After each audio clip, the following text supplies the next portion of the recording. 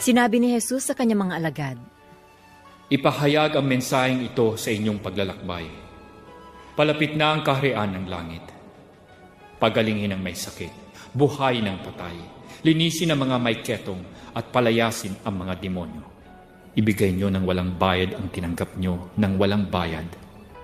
Huwag magdala ng ginto, pilak o pera sa inyong mga bulsa. Huwag magdala ng balutan o sobrang damit o sandalyas o tungkod, sapagkat nararapat ang manggagawa sa kanyang ikabubuhay. Pagdating nyo sa isang bayan o baryo, maghanap ng isang taong karapat-dapat at sa kanya makituloy hanggang sa inyong pag-alis. Pagpasok nyo sa isang tahanan, dasalan ito ng kapayapaan. Kung karapat-dapat ang sambahayang ito, sasa kanila ang kapayapaang dinasal ninyo.